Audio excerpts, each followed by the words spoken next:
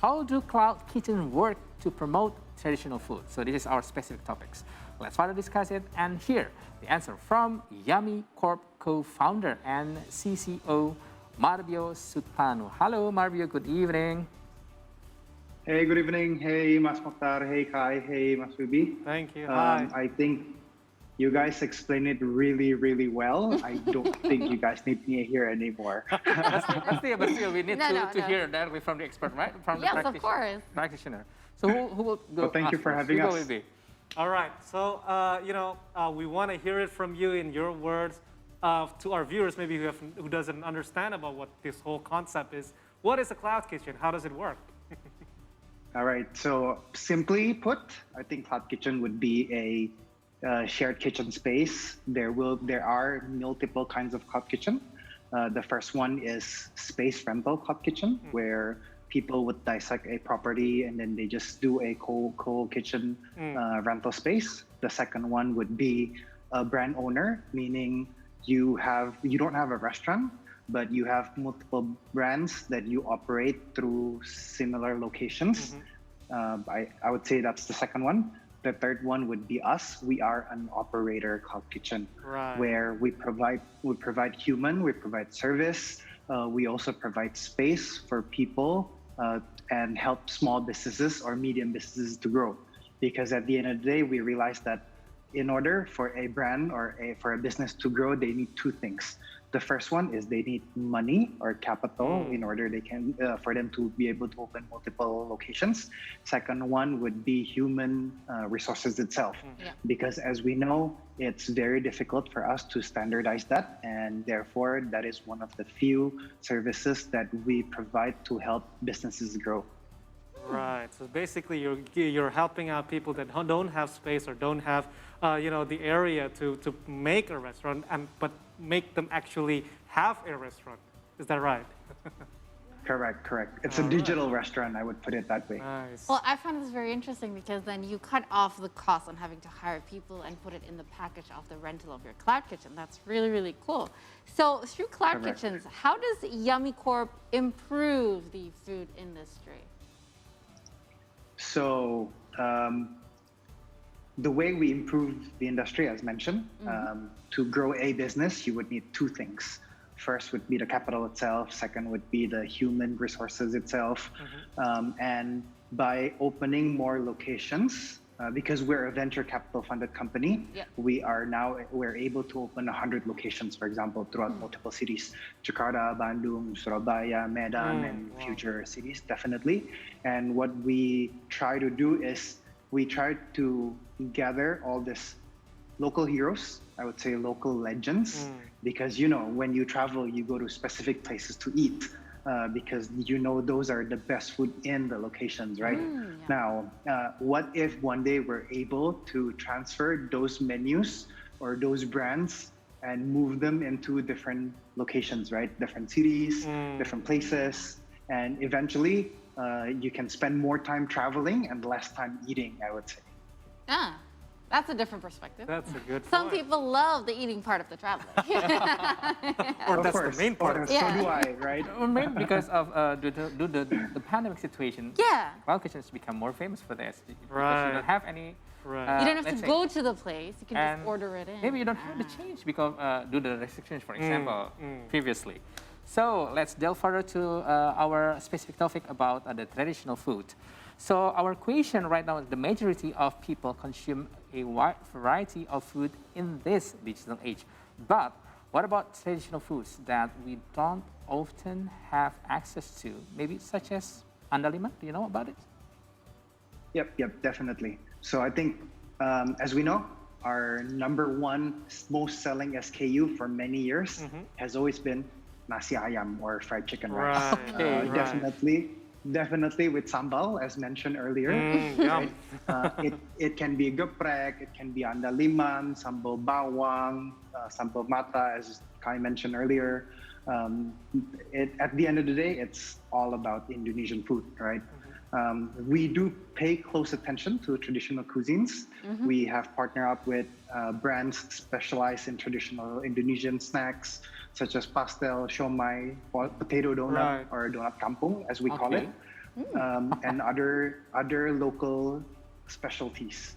So we also realized that modernized Indonesian flavor in shapes of rice bowls have also been picking up significant in the past years. Definitely, COVID, I would say, unfortunately, it helps because after all, we're Indonesians.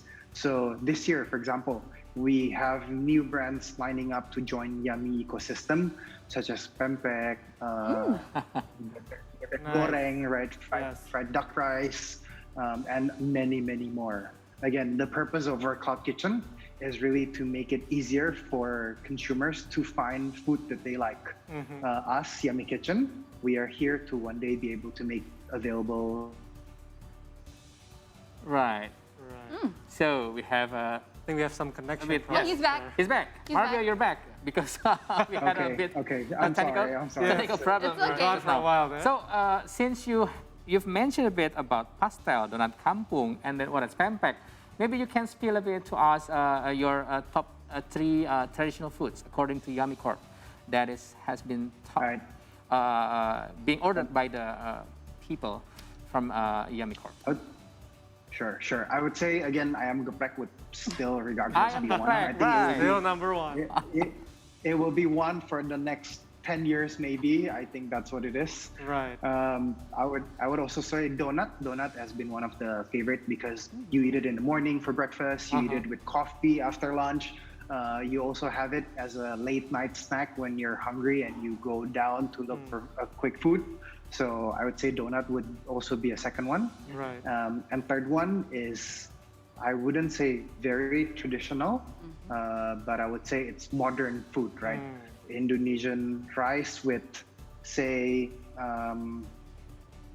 with different flavors of Indonesian sambal, with sambal from Manado, like dabu-dabu, or padang, which is the rendang flavored fried chicken, or I would say the famous Aceh noodles, for example. Yes. So all Indonesian food that is packaged as modern is the third best selling for us, actually. Right. Wow, how about that? You're making us hungry here. Yes, I think.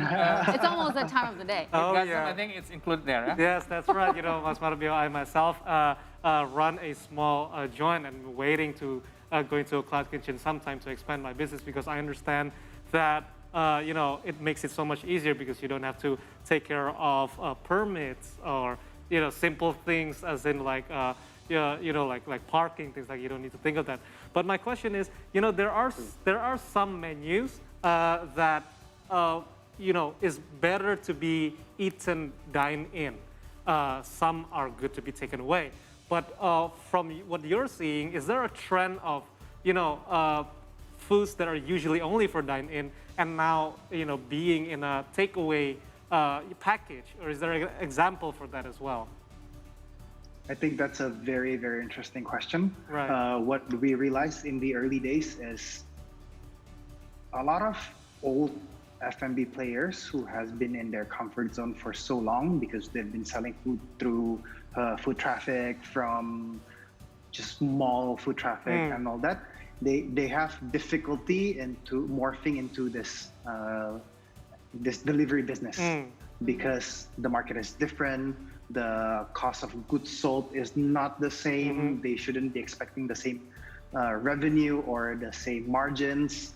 And a lot of these did not survive. A lot of the big brands decided to just close their business entirely and hopefully save enough cash so when the offline comes back, then they have a bit of capital to restart again. But as we know, I mean, time is the biggest drawback for a lot of people, right? Today you have the energy. In 3 years, I mean, we've been here for, I mean, pandemic has been going on for 2 years. That's right. And people change in 2 years. Energy changes in 2 years, right? So I think a lot of people might not come back, but a lot of these new players actually emerges. People who started from small businesses, they are the ones who creatively is able to plate simple Indonesian food that is cooked in the long hours and serve them in cloud kitchens in a matter of minutes. Wow. Right? Because at the end of the day, the goal is to reach everybody's houses in half an hour or 40 minutes maximum. That's right. And in order for us to do that, the homework is not done in the outlets. The homework is done in the central kitchen, in the delivery supply chains and all that, right? So there's a whole system that has to be built around this. Very interesting. Correct. So, Marbio, you've mentioned, the business side, but this is really interesting because I think you really need to explain. If I were to open if I had an MSME, right, like Ruby does, but let's just say I want to open a completely new one. I don't have to invest in a kitchen. I don't have to invest in human capital because there are cloud kitchens available, for instance.